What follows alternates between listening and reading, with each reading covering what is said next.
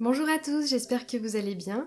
Dans cette vidéo, je voulais vous montrer comment réaliser du kéfir de fruits. C'est une boisson pétillante réputée pour ses bénéfices pour la santé. Elle est très riche en probiotiques qui aident à la digestion et renforcent le système immunitaire, mais surtout, c'est super bon. Alors on commence avec les ingrédients et le matériel nécessaire.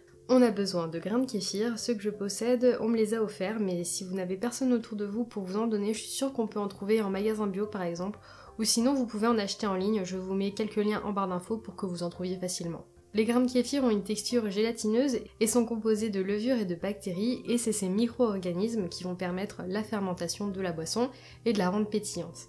On a aussi besoin d'eau, on peut tout à fait utiliser l'eau du robinet, mais si vous trouvez qu'elle sent un peu trop le chlore, évitez de l'utiliser parce que le chlore va tuer les bactéries et les levures du kéfir. J'utilise aussi du sucre complet pour ma part, n'importe quel sucre fait l'affaire, blanc, roux, cassonade, sucre de coco, mais par contre ne le faites pas avec du sirop d'agave ou du sirop d'érable, et surtout pas avec du miel car il a des propriétés antiseptiques qui vont encore une fois abîmer les grains de kéfir. Ensuite on a besoin d'un fruit acide, j'utilise des tranches de citron bio non traitées après récolte, c'est très important que le produit soit le plus naturel et sans produits chimiques. Et on a aussi besoin d'un fruit sucré, donc j'utilise des figues séchées bio. Donc ça c'est la recette basique, mais je vous ai listé sur mon blog d'autres combinaisons possibles si ça vous intéresse, le lien est en barre d'infos. Le kéfir a besoin de quelques précautions supplémentaires, donc n'utilisez pas d'instruments en métal, préférez du bois ou du plastique.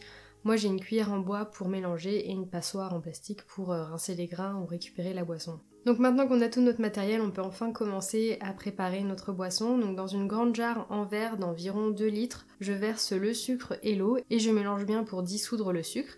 Et ensuite j'ajoute les grains de kéfir.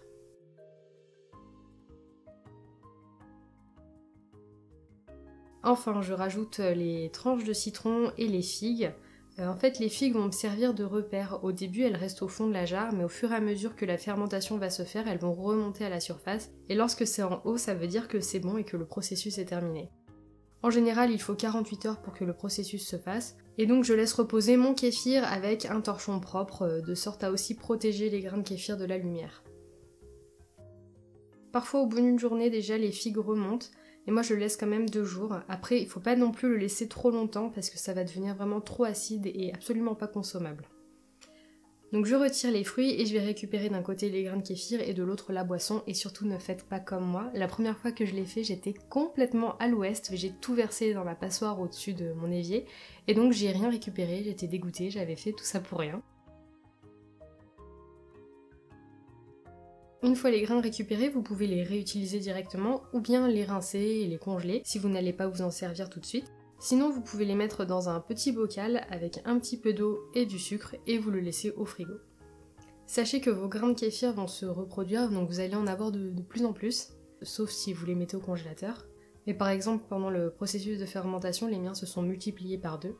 Au frigo, c'est plus lent, mais ça se développe quand même. Donc une fois que vous en avez, vous pouvez les utiliser et les garder jusqu'à l'infini, j'ai envie de dire. Si vous en prenez soin, normalement ça va vous durer très très longtemps. Je conserve ma boisson au frigo pendant 1 semaine dans une bouteille en verre avec un bouchon qui résiste à la pression vu que c'est pétillant. Je vous conseille vraiment d'utiliser une bouteille qui ferme bien pour pas perdre les bulles. Au niveau du goût, c'est absolument pas sucré, donc si c'est ce que vous recherchez, là ça va pas trop vous plaire. Tous les sucres en fait ont été digérés par les bactéries, donc c'est plutôt acide avec les notes de fruits qu'on a mis dedans, et en fait ça ressemble un peu à de la bière ou à du cidre. J'espère que cette vidéo vous a plu. Si vous ne connaissez pas le kéfir, j'espère que vous n'êtes pas dit que c'était encore un délire de hippie. Honnêtement, c'est super bon, c'est très simple à faire et c'est plein de bienfaits, donc voilà, laissez-vous tenter. Moi je vous fais plein de gros bisous et je vous dis à très bientôt dans une prochaine vidéo. Ciao!